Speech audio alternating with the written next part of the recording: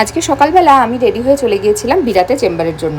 অরিন্দম ছিল, আজকে তো রবিবার, আর মিহিরানি আর বাবার আজকে সারা দিন একসঙ্গে ছুটি কাটানোর দিন। এই যে দুজনে মিলে বসে পড়েছে, চাটা খেয়ে একটুখানি এখানে আদর টাদর চলছে। আর চেম্বার থেকে আমি চলেও এসেছি, এত গরম বাইরে, কীরকম বিধ্বস্ত হয়ে ফিরেছি দেখো। যাই হোক, সামনেই তো ঘুরতে যাওয়া আছে, তাই জন্য কিছু জামা টামা অর্ডার করেছিলাম আমার, অরিন্দমের, মিহিরানির। অরিন্দমের দু একটা প্যান্ট এসছে, আর আমার এই টপটা এসছে, এটা যদিও স্কার্টের সঙ্গে পরবো, স্কার্টটা এখন এসে পৌঁছায়নি, একটু জাস্ট পরে দেখছিলাম কেমন হলো। আর এই সোয়েটারটা অর্ডার করেছিলাম, এটা মিহিরানির জন্য এসছে। বিকালবেলা ঘুম থেকে উঠে মিহিরানি তো এইদিকে বসে বসে খাওয়া দাওয়া করছে, খাওয়া দাওয়া করে চেঞ্জ করে চলে গেছে একটু ছাদে।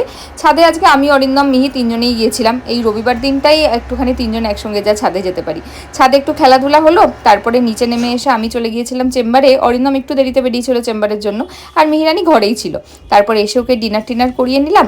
আর এই যে ভাই এসেছিল আজকে একটা দরকারে একটু, তাই মা যে জামাগুলো সেদিন কিনে দিয়েছিল সেগুলো বাড়ি নিয়ে চলে গেছিলো, আজকে ভাইকে দিয়ে এই যে পাঠিয়ে দিয়েছে। আর মিহিরানির অবস্থা দেখো, নিচে যে জামাটা পরেছিল তার উপরে দুটো জামা পরে মামাকে দেখাচ্ছে কেমন হয়েছে।